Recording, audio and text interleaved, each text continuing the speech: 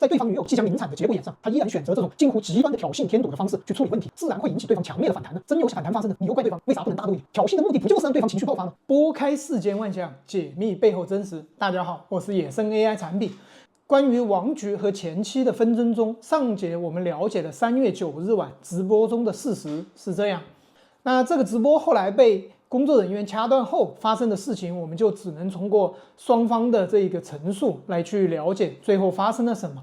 直播被掐断的第2天，3月10日，施泰在直播中继续控诉王志安对他的不合理待遇。然后最后警察和那个精神科医生说没有必要把我强制治疗，才把我放回来的。他还要起诉我，他找了律师，他去区役所，他要抢孩子的抚养权。这个视频中，施泰的那个表达是非常激动的。在3月10日当天稍微冷静之后，施泰再录了一段表达比较清晰、情绪比较平静的这个视频。从他的视角来描述直播被掐断后整个事情发生的经过。昨天直播断了以后，我又被带到警察局去了。当时我和王志安发生争执，王志安把水杯往桌子上一摔，然后就朝我走过来。我以为他要打我，因为他以前曾经家暴过。我当时站在厨房里，桌子上边就手旁边正好有把水果刀，我就随手拿起来说你不要过来。当然了，实话实说，我搬进去住确实有要恶心他的意思，因为他跟我离婚的时候承诺不会再生孩子，女儿会得到他全部的父爱。这2个视频都比较长啊，所以只节选的部分放出来。结合王志安的书面回复，我们可以把直播当天的事件的前因后果都详细梳理出来，大概是这样。首先是直播前，在直播的2周前，施泰李听从女儿处得知王志安的女朋友怀孕已经9个半月了，无法接受王菊违背不再生孩子的承诺，开始和王菊持续的争吵。双方曾多次在李听家中和王菊家中发生争吵。到3月1日，李听直接入住到王志安家中，理由是自己生病了，需要人照顾，同时女儿也需要照看。在3月10日录制的视频中，施泰李听也承认此举带有一点恶心王志安的目的。在李听入住王志安家中这一段期间，王志安的女友是没有住在家里，是住在酒店。具体是一开始就住在酒店，还是李听入住之后再搬出去，尚不确定呢。但可以确定的是，王菊并没有公开拒绝李听的入住。从3月1日入住后，双方围绕生不生孩子这一个问题发生多次争吵。有一次争吵中，女儿悄悄打电话给双方共同的朋友，朋友赶过来灭火，并接走了女儿和施泰。等双方情绪平静之后，李听和女儿又回到了王菊家中入住。从李听的描述中，在这期间，王菊是在家里和女友住的酒店两头跑，既要照顾女友，因为即将临产，也要顾及到女儿的这一个态度和情况。到直播的前一天，王菊带女儿一起和新女友吃饭，女儿回家之后向施泰抱怨，施泰就和王志安说不要强迫女儿见他女友。王菊的回应是你管不着，于是双方又再次爆发了激烈的争吵，当然最后也没什么结果。接下来发生的事情就是直播当天的3月9日星期天，王菊带女儿出去玩，依然让女儿和女友一起聚餐。在把女儿送回家后，王菊就开车离开。李听从女儿处得知又见了女友这一个事情，再次打电话跟王志安抱怨。王志安于是开车又回到家中。接下来发生的就是直播中哭诉的这一幕。施泰的陈述是听到楼下王志安倒车的声音，感觉可能他要冲上来家暴自己，于是进行了直播。然后在直播中，王菊表示无法忍受了，要求施泰离开并报警。施泰表达是王志安要逼死自己。具体的这一段直播中的内容可以看我们上一集的视频。在直播被工作人员掐断之后，在2楼直播的这个地方，也就是王志安家中的厨房，双方继续争吵。此时现场应该有5个人，王志安、施泰李听和他们的女儿，掐断直播的男员工，还有后来赶到现场王志安的女友。这是从王志安后续向警方说李听持刀威胁自己和女友，所以推测出来当时王志安的女友也赶到了现场。在这一过程中就发生了持刀威胁事件。从李听的视角来看是在争吵中，王自然把水杯往桌上一摔，向他走过来。师太认为他要家暴，所以拿起手边的刀子说：“你不要过来。”男性员工说：“师太冷静，我在这里，王局不敢动手打你。”然后拿走了这个刀子。后来警察赶到现场，把相关人员都带到警局。剩下的事情就发生在警察局了。到达警局之后，王自然对李婷有3条指控：非法闯入、持刀威胁自己和女友、不准女儿上学。另外要求对李婷进行精神鉴定。李婷对此的回应是：第一，自己没有精神问题，同时持刀威胁并没有这样的想法，只是认为家暴要进行自卫而已。关于不准孩子上学的问题，那是女儿本身不舒服请假在家，恰好自己也要去医院，所以女儿一起陪同去了。针对非法闯入，师太李婷的说法是，他和王自然原本的相处模式默认可以随时进出对方家中，所以不知道对方已经拒绝了自己。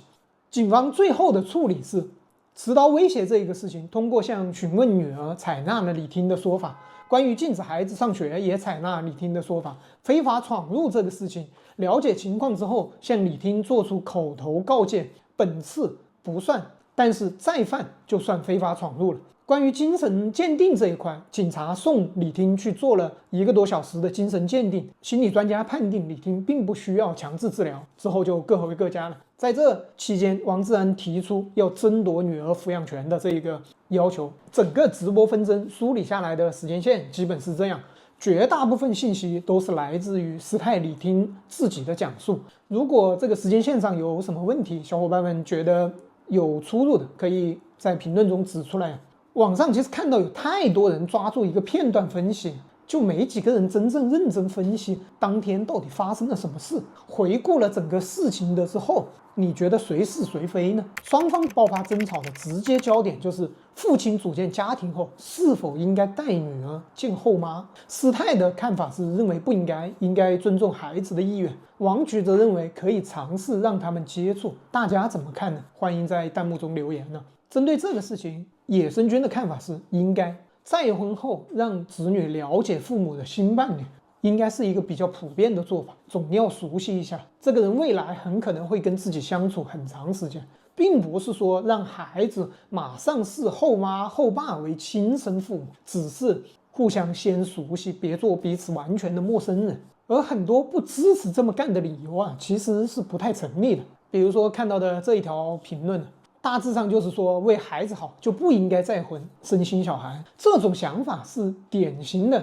把小孩凌驾于父母之上了。父母在爸爸妈妈这个身份之外，他先是一个人。作为一个人，他先要考虑自己的幸福。有一些夫妻他能忍让的，熬到了小孩上大学之后再离婚，组建新的家庭；也有一些无法忍让的，可能就提前离婚，组建新家庭。两者都是可以接受的选择，并没有哪一种天然的就比另一种更高尚。孩子是人，父母也是人，并不存在谁的需求更加重要，并且这2种选择哪一种对孩子更好，其实是很难说的，需要具体的案例分析。同样的类似的状况，家庭是否生2胎，不也是参考子女的意见，最终父母来决定吗？第2个支持的理由是说，应该听小孩的，小孩不想见，那就不去见。其实这个理由啊，如果子女成年了，有独立的民事行为能力，让子女自行决定，应该是没有问题的。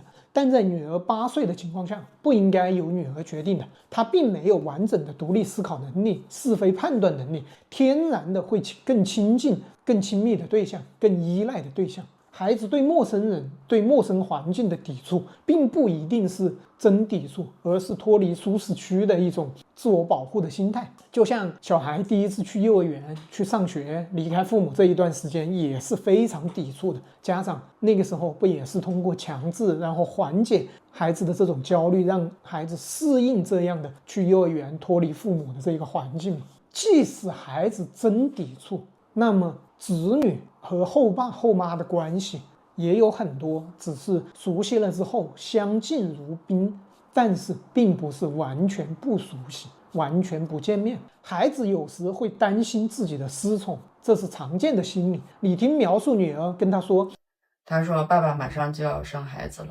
他以后肯定会更喜欢新生出来的小妹妹，虽然爸爸更想要男孩子，我和小妹妹都是女的，但是她更小，爸爸肯定还是更喜欢她。也反映了这样的一种心态。从师太的表现来看，他一再通过女儿表达不喜欢见阿姨，来跟王志安进行抱怨争吵，更像是借女儿之口来阻断女儿和王局女友的接触，希望最好他们这一辈子别打交道。但这个需求，我的推测是，他其实是师太李听的需求，并不是他女儿的真实需求。女儿的需求应该是担心自己失宠，希望得到父亲的爱，而不是一开始就完全抵触跟后妈的接触。像童话故事中白雪公主的后妈，这也要等后妈真做了这些行为才能看出来。第二个焦点问题是，王志安直播当晚爆发咆哮，最后报警是否应该？这个事情我其实看到很多对王志安的指责，但我真想问一问，你换个性别想象，你觉得你能接受吗？一个女生离婚后再次遇到爱情，谈了男朋友，双方感情很好，自己也决定要小孩，马上也要临产。这个时候前夫过来说，你答应我不能再生小孩，基于之前的关系，你让他入住到了自己的家里，同时自己和现任去住酒店。前夫开始和你2天一小吵，3天一大吵，重点是前夫还没有任何明确的解决问题的诉求，要赔偿，要打掉孩子，还是要道歉，都没有，就是要给你添堵。无论是讲道理还是哄劝，甚至是争吵，都无法解决问题。的某位员工也公开说过，大意就是说我最大的问题就是压根不知道自己想要的是什么啊，抱着一股要一起毁灭的劲儿。那当然一起毁灭就夸张了一点，但是我当时的想法就什么都不能弥补我所受的伤害和委屈，钱尤其不能。第8条，明示暗示暂时不方便入住，也不听。前夫还接着给女儿灌输不接受现任男友的观念。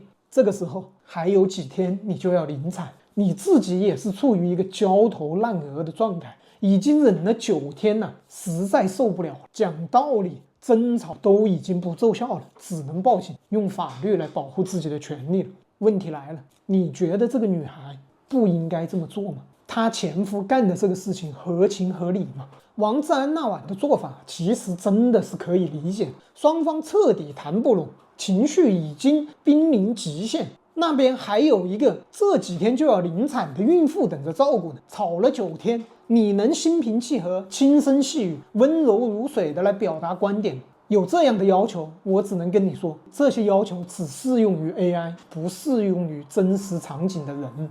用麦琳的那句经典的话，做个人吧。对方本来就是来吵架、挑衅、激怒自己的，等自己真发怒了，对方就开始诧异，为什么要这么做？这不就是小仙女的神仙逻辑吗？抛开我做了什么不论，你为什么要吼我？但实际情况是，师太的哭诉、精神崩溃获得了最多的同情，却没有人看到，在当时的情况下，王志安的情绪也是已经崩溃了。恍惚间，我都以为再次看到了《再见爱人2》的情节，麦琳站在宇宙中心哭，所有的嘉宾、现场的导演全部安慰麦琳，让李行亮压抑自己的情感，去安慰麦琳，去大度一点。李行亮自己的情绪也要崩溃了。在这里，我是真想说一句，男人也是人呐，男人也有情绪的，是否占理，真的不是靠谁哭得惨的。第3个焦点是王志安在警局的指控是否过分，是否超出了界限。很多的评论啊，很多的这个观看者都认为王志安在警局要求前妻做精神鉴定，甚至要把他送去强制治疗，然后指控师太，是非常不合理的。确实啊，一般家庭其实很少会提起精神鉴定的，顶多觉得对方的情绪波动，但李听是患有抑郁症的，而当天的表现实在是情绪不太稳定。我们直接来看当天直播视频中他的这个状态。他说我们之间的女儿是你可以得到她全部的父爱，这都是他说的。然后事后又发生了持刀的这个事情，哪怕是在警局的事情已经全部结束，李听做了1个小时的精神鉴定，回到家中，第2天李听再次打开直播的时候，他的那个精神状态你看一下。然后最后警察和那个精神科医生说没有必要把我强制治疗，来把我放回来的。可是我已经忍了6年了，你们知道吗？我已经忍了6年了，不到万不得已我不会这样的。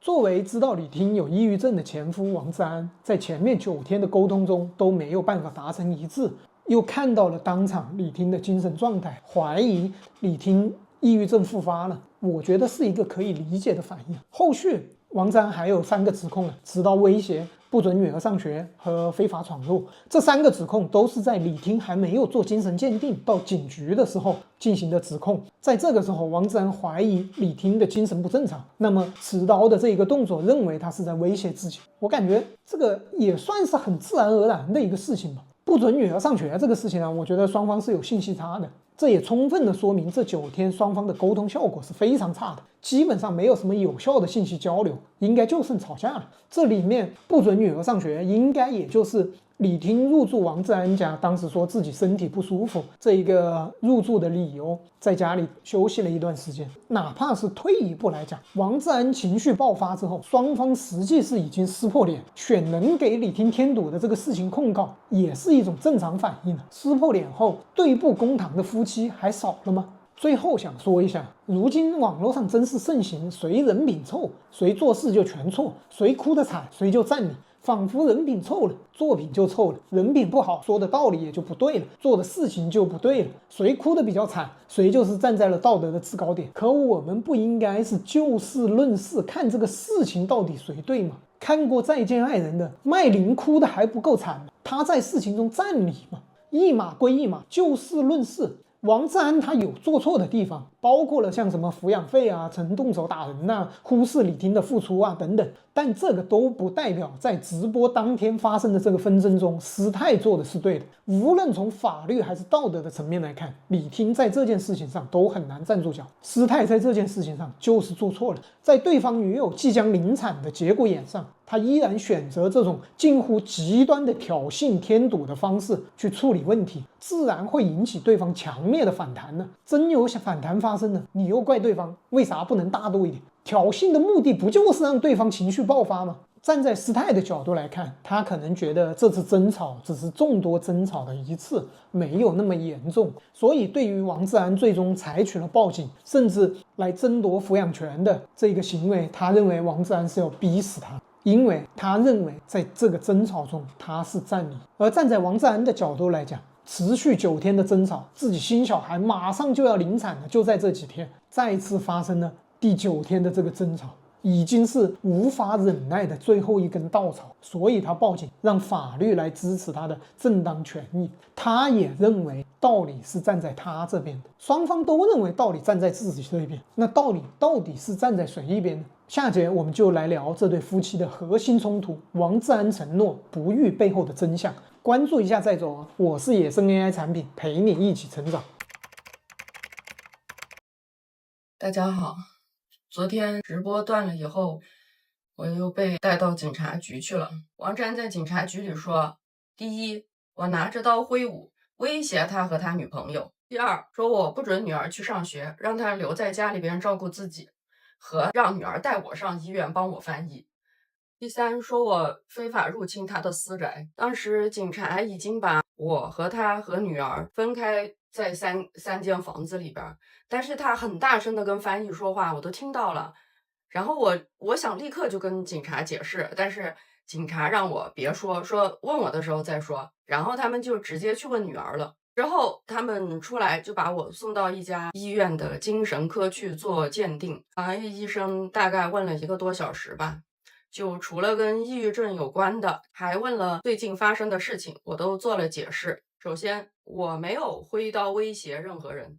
当时我和王志安发生争执，王志安把水杯往桌子上一摔，然后就朝我走过来。我以为他要打我，因为他以前曾经家暴过。我当时站在厨房里，桌子上边就手旁边正好有把水果刀，我就随手拿起来说你不要过来。然后这时候他的员工就过来说师太冷静，我在这里王局不敢动手打你，然后就把刀拿过去了。我这不是要威胁别人，我只是想自我保护。关于孩子上学的事情，是孩子不舒服请假在家，然后正好是我提前老早就预约了看病的时间，那我也不能把他一个人留在家里啊，我就带着他一起去。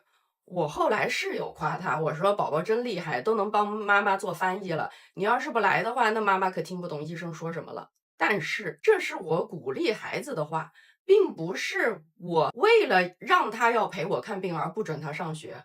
我没想到孩子爸爸会拿这种事情来借题发挥。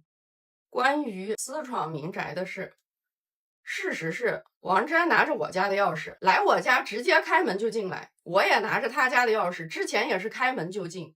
事实上，去年4月和5月这2个月，我和孩子都还住在他那里，所以我们并不是通常意义上的离婚夫妻。由于之前大家默认这种方式相处，所以我主观上并不知道他拒绝我和孩子进来。当然了，实话实说，我搬进去住确实有要恶心他的意思，因为他跟我离婚的时候承诺不会再生孩子，女儿会得到他全部的父爱。新年前还说我们一家3口去北海道滑雪。他年初在欧洲出差的时候还打电话给我说他只有我们一个女儿，以后如何如何。我后来才知道，那时候他女朋友都怀孕好几个月了，他还在骗我。等我知道这事儿的时候，他女朋友都怀孕9个半月了，马上就要生了。我为此确实跟他多次争吵，在我家和他家都吵过。我的确有时候表现得很崩溃，但我并不认为这是病态。我想任何人在遭受这种背叛的时候都会情绪激动，所以我搬进来确实有要让他难受不自在的意思，这一点我并不否认。但是我主观上的确不知道他明令禁止我进来，他今天居然报警，我也非常意外。说到今天的冲突事实上是昨天的，因为前天他带孩子去吃晚饭，孩子回来以后就跟我说，爸爸一定要我和阿姨一起去吃饭。我说我不想去，爸爸非让我去，还问我是不是妈妈不准你跟阿姨一起吃饭。我说不是，是我自己不想，我不喜欢阿姨，阿姨不准妈妈和我们一起出去玩。然后爸爸还一直跟我说阿姨很好什么什么的。然后我就跟王志安说，我说不要强迫孩子见他不想见的人，也不要要求孩子去喜欢谁，可以吗？王志安说你管不着，你有什么资格决定孩子见谁？我说我没资格，那孩子有资格吗？他自己不想见你，为什么要强迫他？然后吵了几句，不欢而散。今天他接孩子出去玩，他也没跟我说要吃饭。等到孩子回来的时候，又说爸爸坚持要带他跟阿姨一起吃了饭才回来。然后我就很生气，打电话跟他吵了几句。他那时候已经开车走了，我没想到他会回来。我听到那个车回来倒车的声音，我就很害怕，我觉得他肯定是要上来打我。情急之下，我开了直播，我觉得无论如何他至少不敢在直播里边打人吧。然后他上来骂了我几句就报警了，他指责我吓着孩子了，这并不属实。当时孩子在楼下弹琴，我只是在楼上哭而已。相比他上来破口大骂的状态，到底谁比较吓人？就烦请警官去问孩子自己。那警察们似乎没有遇到过这么复杂的情况，就几波警察来来回回的问，来来回回讨论，最后说那这次就不算私闯民宅，但是因为现在王先生已经明确拒绝了，那你就要交出钥匙，然后答应下次再也不去了，你下次再这样你就违法了。我说没问题，顺便让他把我的钥匙也还给我。反正总之这些都解释完，然后问了一些细节，交谈了1个小时以后，医生最后就说我没有必要强制治疗，让我回家休息。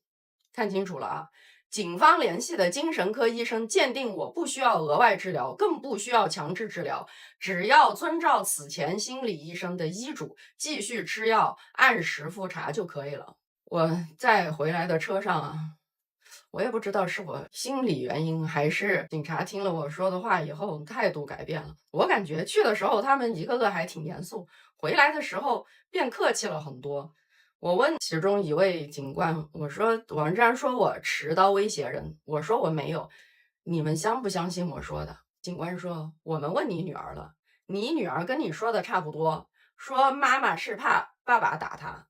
然后叔叔上来说可以保护妈妈，以后妈妈就把刀放下了。后来妈妈坐在地上哭，然后叔叔在旁边安慰她。然后车上有一名女警察，就是一开始负责给我搜身的。后来我们做笔录的时候，她就一直陪着我女儿还哄她睡着了以后才出来。